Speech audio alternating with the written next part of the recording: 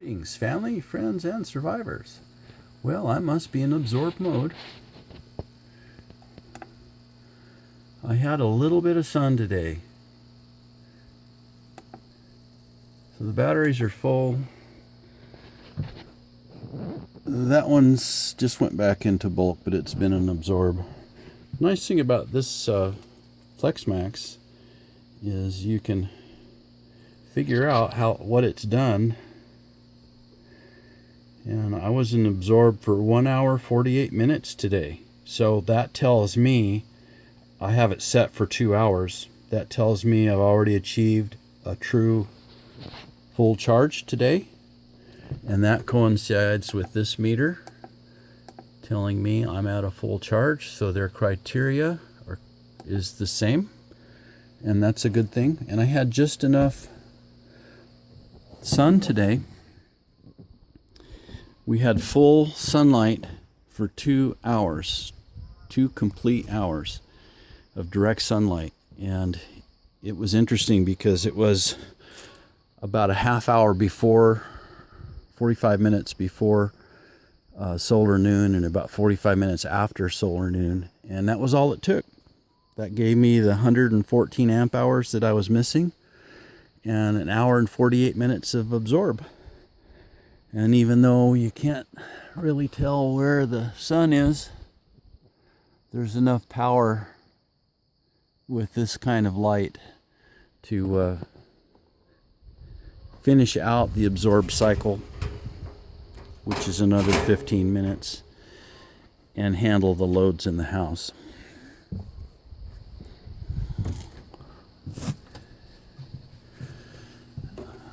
That light is on, so it's telling me I'm in a charged state.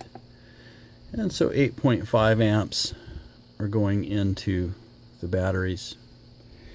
And if I go the 9 here, 5, 6 there, there's 15 amps. So the difference between 8.5 and 15 is what the house is using, and the inverter loss. So it'll do that all day. House usually doesn't use very much. If there's 5 or 6 amps, ow, that really hurts. 5 or 6 amps going to the house, that means one of the refrigerators is on. Which I'm running 2 refrigerators right now and 1 freezer. And we're doing great. 2 hours of sunshine, I got it made.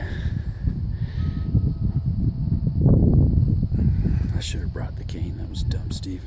So I looked at this roof today, and I was looking at the shadow from the upper array, and it was just barely on the corner of the roof here.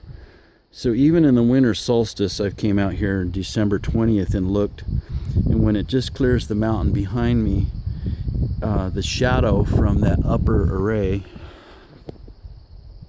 up there, it casts a shadow right to the edge of the metal. So if I put the new 2K array up here on the composition roofing, even in December at the solstice, I won't have any shading. And then the sun sets in the wintertime right there, long before it ever gets to these trees in the wintertime. Now in the summer, when the sun sets way over there, I'll be getting a shadow. Well, right now I get a shadow starts into the trees at 5:30.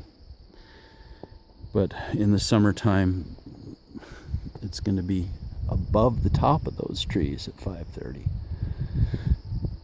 So by then we have used all the power we will use during the day, and I don't think that kind of shading is going to be a problem. I could extend it by an hour and a half by moving him over to the chicken coop. Probably 2 hours total because of the morning and evening sun differences from being here. But we'll have so much solar, it really won't matter. Having that extra 2 hours really only affects it in the summertime, and there isn't any extra at all in the wintertime when I need it most. So that tells me this is a good place to put the panels.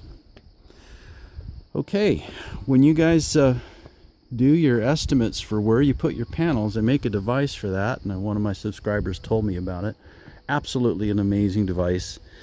It's got a glass dome, and you just set it up and level it, and when you look into the dome and you look at the date that you are, it'll tell you exactly at what point you have shading on your panels. Pretty neat device, just don't remember the name of it. It's about $300, I think. So what we did is we just walk outside in December, the shortest day of the year, and I got behind the panels and I looked up at the sun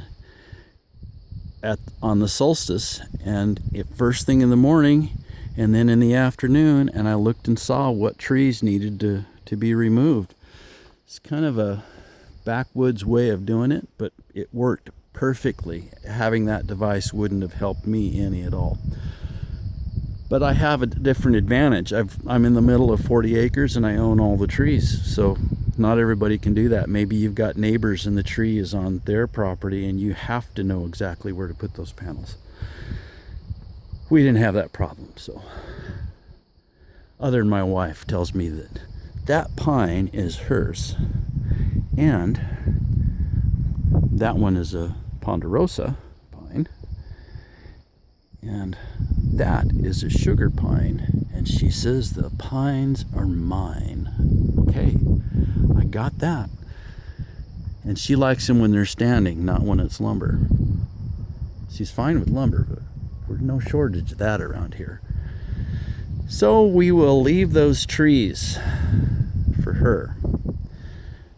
And you know, I think, well, there's a pine there, there's a pine over there, and there's a pine there, and there's a pine. Well, there's pines everywhere. That doesn't matter. The pines are mine, she says. And we'll leave it at that. Happy wife, happy life. Have a blessed day.